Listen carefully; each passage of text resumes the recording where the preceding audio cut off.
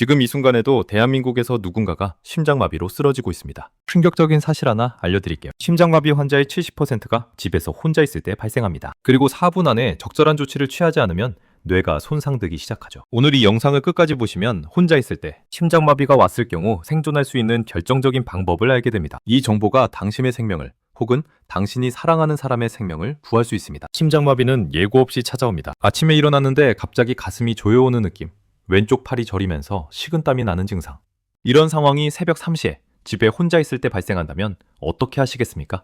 통계를 보면 더 무섭습니다. 대한민국에서 연간 약 3만 명이 급성 심장마비로 사망하거든요. 이 중 절반 이상이 병원에 도착하기도 전에 목숨을 잃습니다. 골든타임이 그만큼 짧다는 뜻이죠. 그런데 여기서 중요한 게 있습니다. 심장마비와 심장발작, 이 둘은 다른 겁니다. 많은 분들이 혼동하시는데요. 심장발작은 심장으로 가는 혈류가 막히는 거예요. 반면 심장마비는 심장의 전기 시스템에 문제가 생겨서 심장이 갑자기 멈추는 겁니다. 둘 다 위험하지만 대처법이 조금 다르죠. 오늘 제가 집중적으로 다룰 부분은 심장발작 상황입니다. 혼자 있을 때 가슴 통증이 시작되고 뭔가 심상치 않다는 느낌이 들 때 어떻게 해야 하는지 알려드릴게요. 잠깐 여기서 전조 증상부터 짚고 넘어가겠습니다. 심장마비는 갑자기 오는 것 같지만 사실 몸은 미리 신호를 보내거든요. 이 신호를 알아채면 대처할 시간을 벌 수 있습니다. 첫 번째 신호는 가슴 통증임. 가슴 한가운데가 쥐어짜는 듯한 느낌, 무거운 돌로 누르는 것 같은 압박감. 이런 통증이 수분 이상 지속되면 의심해 봐야 합니다. 두 번째는 방사통이에요.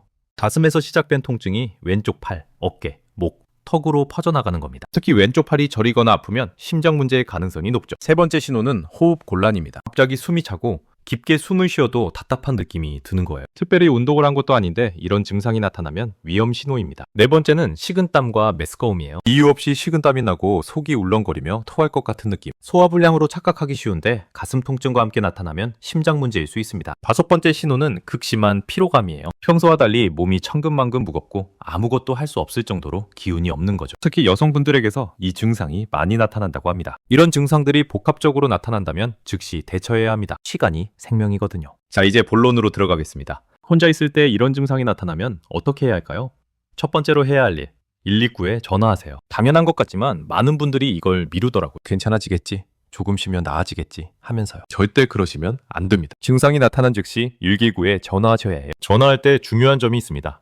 현재 위치를 정확하게 말씀하세요. 아파트라면 도모수까지, 단독주택이라면 주소를 명확하게, 그리고 현관문을 열어두세요. 의식을 잃으면 구급대원이 들어올 수 없거든요. 스마트폰의 긴급 SOS 기능을 미리 설정해두는 것도 좋은 방법이에요. 아이폰은 전원 버튼을 5번 누르면 긴급 전화가 걸리고 갤럭시는 측면 버튼을 3번 누르면 됩니다. 미리 설정해두세요. 두 번째, 아스피린을 씹어서 드세요. 이게 정말 중요합니다. 아스피린은 혈전을 녹이는 효과가 있거든요. 심장발작의 원인이 대부분 혈전이기 때문에 아스피린을 빨리 복용하면 혈류 개선에 도움이 됩니다. 주의할 점이 있어요. 반드시 씹어서 드셔야 합니다. 그냥 삼키면 흡수 속도가 느려지거든요. 씹어서 복용하면 15분 안에 효과가 나타나지만 그냥 삼키면 1시간 이상 걸릴 수 있습니다. 아스피린 알레르기가 있으신 분은 절대 드시면 안 됩니다. 평소에 아스피린에 알레르기가 있는지 미리 확인해 두세요. 그리고 집에 아스피린을 항상 비치해 두시는 게 좋습니다. 세 번째, 편안한 자세를 취하세요. 바닥에 반쯤 기대 앉는 자세가 좋습니다. 완전히 눕지 마세요.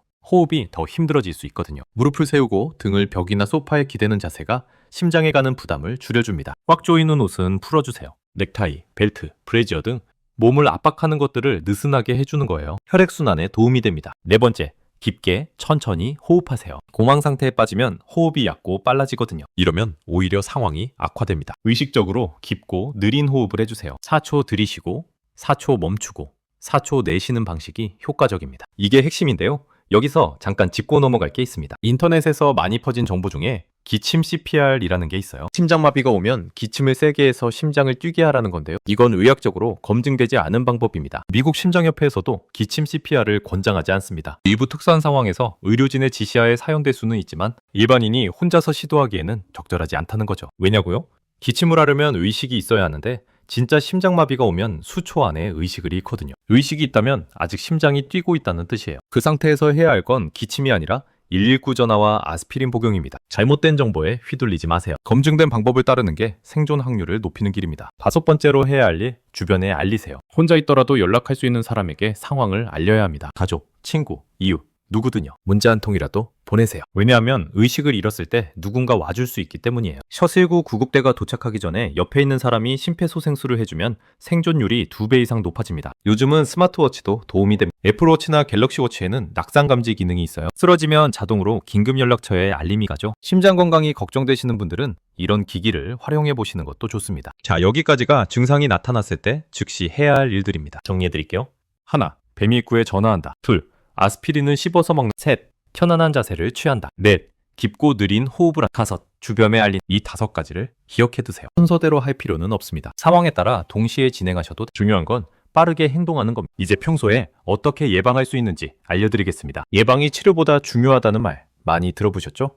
심장마비야말로 이 말이 딱 맞는 경우예요. 한번 발생하면 되돌리기 어렵거든요. 첫 번째 예방법은 정기검진입니다. 40대 이상이시라면 매년 심장검진을 받으세요. 심전도 검사, 심장 초음파, 혈액 검사를 통해 위험 요소를 미리 발견할 수 있습니다. 특히 가족 중에 심장병 환자가 있다면 더 주의해야 해요. 심장질환은 유전적 요인이 크거든요. 부모님이나 형제 중 심장 문제가 있었다면 30대부터 검진을 시작하시는 게 좋습니다. 두 번째는 혈압과 콜레스테롤 관리예요. 고혈압과 고콜레스테롤은 심장병의 주요 원인입니다. 둘 다 증상이 없어서 방치하기 쉬운데 그러다 큰일 나는 거죠. 정상혈압은 수축기 120 미만, 이완기 80 미만이에요. 이보다 높으면 생활습관 개선이나 약물 치료가 필요합니다. 콜레스테롤도 마찬가지예요. LDL 콜레스테롤이 100 이상이면 관리가 필요하죠. 세 번째, 금연입니다. 담배는 심장에 최대적이에요. 흡연자는 비흡연자보다 심장마비 위험이 2배에서 4배 높습니다. 담배 연기가 혈관을 손상시키고 혈전 형성을 촉진하거든요. 금연하면 1년 안에 심장병 위험이 절반으로 줄어듭니다. 15년 후에는 비흡연자 수준까지 떨어지고요. 지금 당장 끊으세요. 늦은 때는 없습니다. 네 번째는 적절한 운동이에요. 일주일에 150분 이상 중강도 운동을 권장합니다. 빠르게 걷기, 자전거 타기, 수영 같은 유산소 운동이 좋아요. 심장을 튼튼하게 만들어주거든요. 단,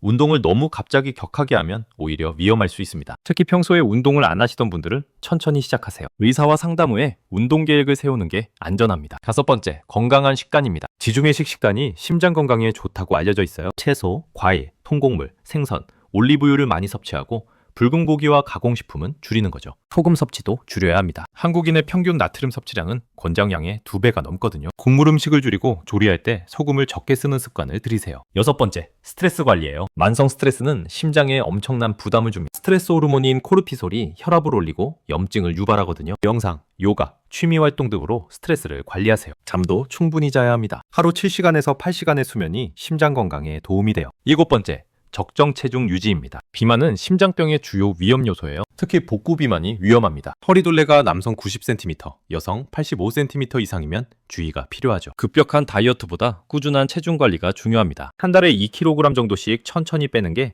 건강에도 좋고 요요 현상도 막을 수 있어요. 여덟 번째로 음주를 줄이세요. 소량의 알코올이 심장에 좋다는 말이 있었는데 최근 연구에서는 그렇지 않다고 나왔어요. 알코올은 혈압을 올리고 심장 근육을 손상시킬 수 있거든요. 마시더라도 하루에 남성은 2잔, 여성은 1잔 이하로 제한하세요. 가능하면 아예 안 마시는 게 좋습니다. 여기서 한 가지 더 말씀드리고 싶은 게 있어요. 집에 자동 심장 충격기 AED를 비치하는 것도 고려해보세요. 가격이 100만 원 정도 하는데 생명을 구할 수 있다면 아깝지 않은 투자입니다. AED는 사용법이 간단해요. 기계가 음성으로 안내해주거든요. 가족 중에 심장 질환자가 있다면 특히 권장드립니다. 또 하나, 심폐소생술을 배워두세요. 대한심폐소생협회나 소방서에서 무료 교육을 받을 수 있어요. 내가 쓰러졌을 때 가족이 심폐소생술을 해줄 수 있다면 생존율이 크게 높아지거든요. 자, 마무리하겠습니다. 오늘 말씀드린 내용을 다시 정리해드릴게요. 심장마비 전조 증상으로는 가슴 통증, 방사통, 호흡곤란, 식은땀, 극심한 피로가 있습니다.